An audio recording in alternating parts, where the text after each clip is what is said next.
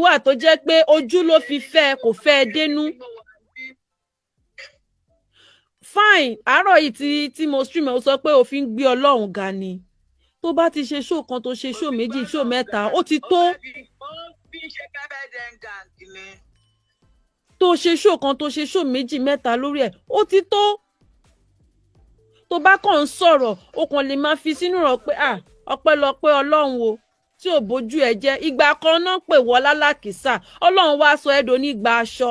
Ọlọ́run sọ ẹ́ dẹni tó nílé l'Àbújá, ó sọ ẹ́ dẹni tó ń wa góòdù sétí tó ń wà sọ́rùn. Ọlọ́run sọ ẹ́ dẹni tó ń fly first class láì gbé láì fà láì ṣiṣẹ́.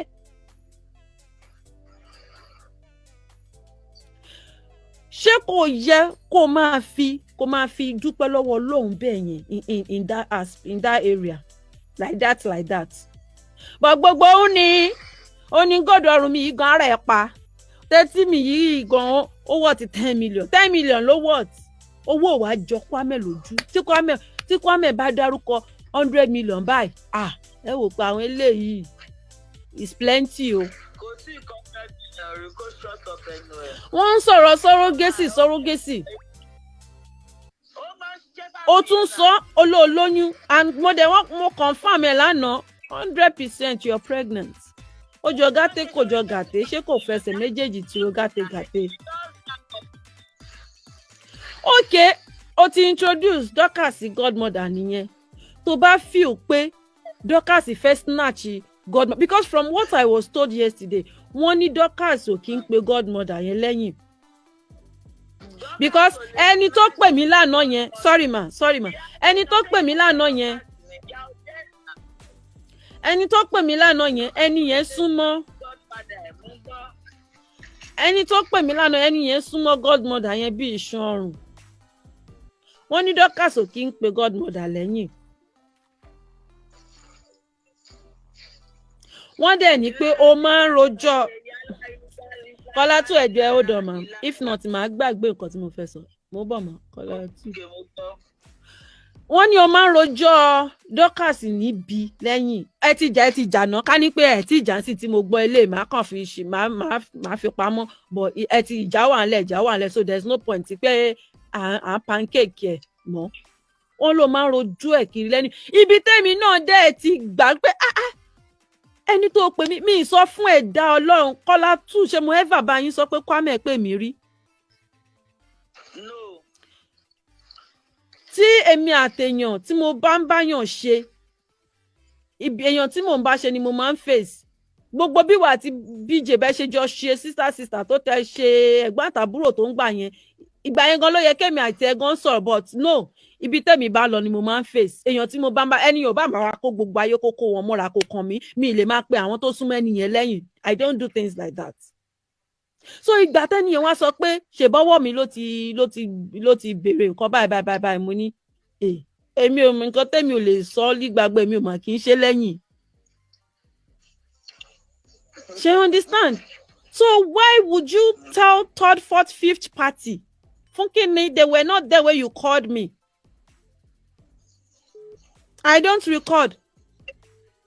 Tó bá record mi lọ́jọ́ náà gbé síta. I don't record. Ọlọ́run dẹ̀ ní jẹ́ rí nǹkan tí máa fi record odòdì. Èmi ò lè ṣe. Èyí tí n bá fẹnu mi sọ́ńtẹ́ ní bá máa gbàgbọ́ kó gbàgbọ́. So there are some things ṣẹ́rí ìkó ara ẹni níjàánu it is very very important. Ṣẹ́rí ẹnu yìí ó lè gbéyàn débi gíga. Ẹnu yìí ó dẹ̀ lè jáyàn kulẹ̀. Ọ̀rọ̀ ẹnu ó lè jáyàn kulẹ̀. Ọ̀rọ̀ ẹnu dẹ̀kẹ̀rẹ̀ ó lè gbéyàn débi gíga. Orí àánú gbà. Ṣẹ́rí mi lè máa sọ àwọn nǹkan tó kù. Àwọn yìí tí Kwame fún ara ẹ̀ tó ti fẹnu sí lórí social media ni mo kàn máa sọ sí. Mi lè máa sọ àwọn nǹkan yòókù. Kwame rí àánú gbà ó kọjá rédèrèdè. Ó kọjá be careful. Ó kọjá be careful. Àwọn nǹkan míì gan wà torí gbà tí Dorcas ò mọ̀ sí. Ọlọ́run dìdì ẹ mọ̀ kán ní pé Ọlọ́run dìdì gbé igi kan kó dẹ̀ rí mọ́lẹ̀ síbì kan. Ọlọ́run dìdì gbé godmother ti Kwame ni wọ́n dẹ̀ gbé tí kó wá ṣe láàánú but I too talk I cho ó fi bà gbogbo ẹ̀ jẹ́. Ó fi bà gbogbo ẹ̀ jẹ́. Màmá ewé gan sọ pé inú àwọn dùn fún ẹ. Ẹni tán ti ń pè lálákìísà tó dẹni tó ń wọ góòdù 2 million tó dẹni tó ní góòdù tó worth over 10 million. Ẹni tí ò ṣe pé ó ṣiṣẹ́ tí ò lọ bí iṣẹ́ àtàárọ̀ dalẹ́ rí. Tọ́lọ́kàn gbé olóore aláàánú yẹn dìde sí tọ́dẹ̀ ń fún lówó kò sí nǹkan tó fẹ́ tí wọn ò lè ṣe fún. To the extent pé òun náà wá ń pa àwọn èèyàn kiri ṣe é fẹ́ eléyìí godmother mi máa ṣe fún yín. Àlùjọ fẹ́ rẹ̀ǹtì ilé godmother mi á rẹ̀ǹtì ẹ̀ fún ẹ. Lágbájá ṣe fẹ́ mọ́tò godmother mi. Ìgbà tẹ́mi ti ẹ̀gbọ́n mo ní pé kò fẹ́ dá nìkan jẹ́ ni pé that's good wọ́n ní no. Oore ẹ̀dẹ́ ni oore tó máa tún wá fi bú wọn. Òun ló fa ti ọ̀rọ̀ ó ṣe fóònù kò ṣe fóònù ti Dorcas. Oore ìrègùn. Ó dùn mí fún Kwame Ọlọ́run ó dùn mí as a lot of things tí mi lè sọ tán ṣe fún Kwame. Gẹ́ ọ̀yẹ́ ràánú gbà. Tó bá ń sọ pé ọ̀rọ̀ ó pe Jókòó Tádé náà. My godmother will give you 1 million naira for your court case. Bẹ́ẹ̀ni. So ìgbà táwọn èèyàn wá ń bú Dorcas nǹkan tó fa call àná yẹn lélẹ̀. Ìgbà táwọn èèyàn bú Dorcas pé ó gba olóore kò gba godmother. Ẹni wá nínú Dorcas ò gba godmother. Kwame gangan ni ò lo nọ́mbà ṣe 36 náà máa ń pè àbí nọ́mbà 6 ó dà pé 36 ni. Kò lo nọ́mbà 36 ẹ̀ kò fi ọpọlọ gbé ibi tí educational illiteracy educated tó ti wọ̀ nìyẹn.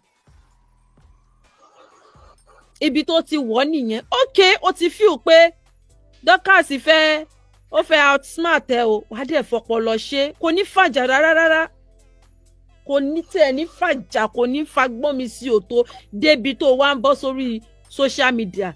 Ẹni tó ti pè ní sister ẹ tẹ́ ti sọ pé I love you sister Kwame, I love you my boss lady, I love you so much, I can never let go of my boss lady, sister Kwame, forever is the deal.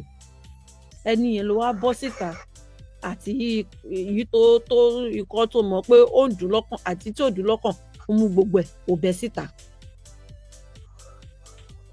Kwame ò fuck up Ọlọ́run ó dùn mí because tí èèyàn bá ń béèrè aláàánú Ọlọ́run ò ní sọ̀kalẹ̀ èèyàn náà ló máa rán síyàn. Nǹkan oore téèyàn rí gbà lọ́wọ́lọ́wọ́ ó sì dájú oore téèyàn ò tí ì fojú kàn lọ.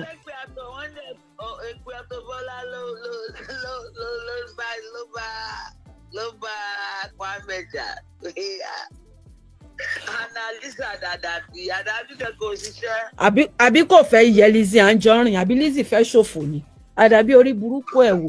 Ṣé Lizzy ti ń ṣàdàbí ńgbà tí Kwame ti máa ń sọ ọjọ́ orí òun kan ó yàtọ̀ sí kan ìkan yàtọ̀ sí kan ìkan lòun lò wọlé kan lòun ò lò wọlé. Ẹni tó lè risk life ẹ̀ láti fi gba orí omi délùú òyìnbó. Ẹ jẹ́ ká kí gbòkù ṣe ó try because ó fẹ́ jẹ́ èèyàn ló ṣe take risk yẹn. Nígbà tó wá ń jẹ́ èèyàn lọ ṣé kò wá yẹ kó lu ọpọlọ ẹ̀ ọpọlọ tó lòun gbà tán fi cross orí omi yẹn kò yẹ kó apply same wisdom yẹn pé kíní yìí kó máa wá ọgbọ́n kó má bọ́ lọ́wọ́ òun. Ó yẹ kó apply same wisdom yẹn náà. Wọ́n ní arábìnrin yẹn mú ṣetán àti tí Kwame bá lòun fẹ́ gbogbo ilé ayé yìí wọ́n ṣetán àti rà á fún.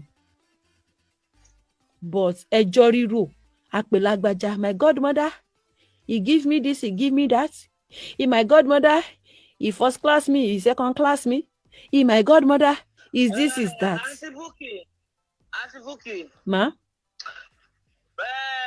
Godmother. How is a godmother? Can you give us the definition of godmother? Godmother ni ẹni tó máa ń ṣe bí ìyá tó bíyàn tí ò dẹ̀ ṣe pé òun ló bíyàn àbí. Dictionary. Kò sí òyìnbó àṣọ òyìnbó ń bí lálẹ́ ẹ má bínú.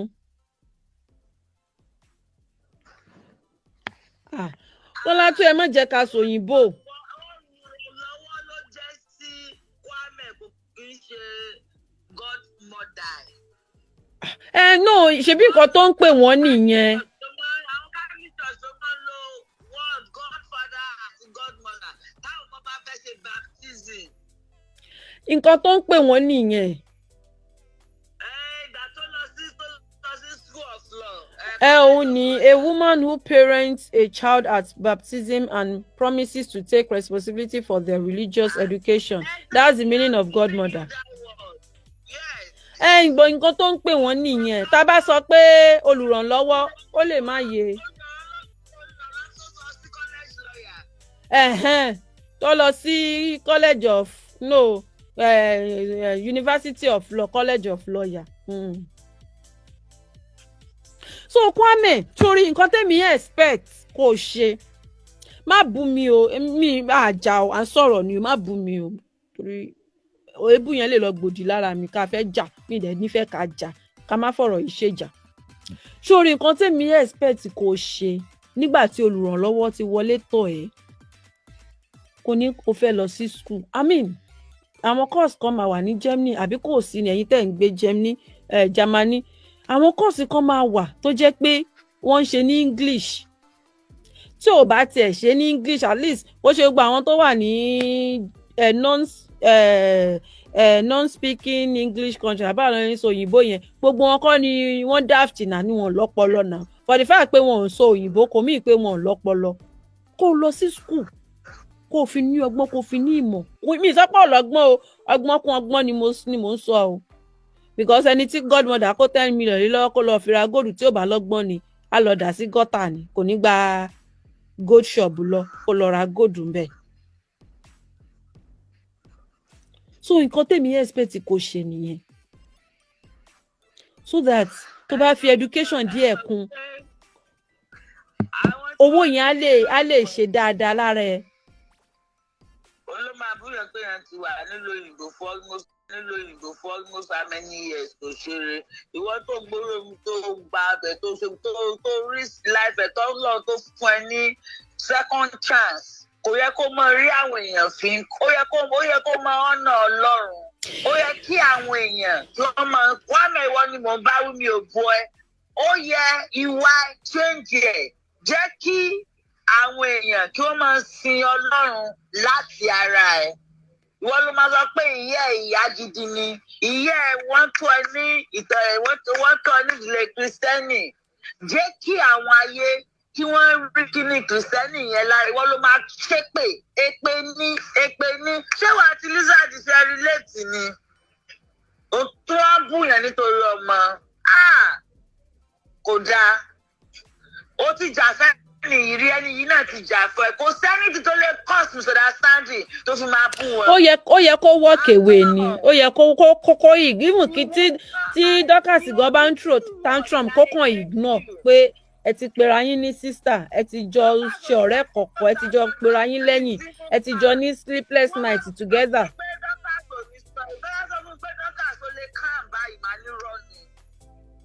Bẹ́ẹ̀ ọmọ yẹn ní ó sọ Dorcas máa ń sọ̀rọ̀, mi ò gbé anybody mọ́ra. We are here to say the truth. Ó sọ pé àwọn èèyàn tó ń bóun sọ̀rọ̀ ni o, bẹ́ẹ̀ kí tí ẹni gbogbo wá rí nínú ìjà. Let's come off it.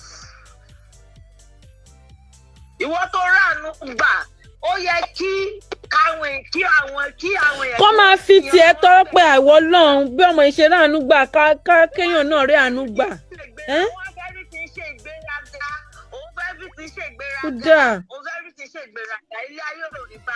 Olúwa ló ní mi, ẹ má bínú jàre. Kọ́lá tú ẹjọ́ anybody tó bá sọ òyìnbó ń bí 1,000 stars ní fine o.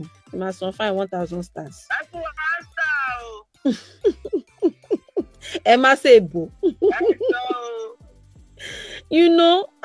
Ọlọ́run mo fẹ́ lè máa ké because èmi ò kí ń like kéèyàn máa lose opportunity.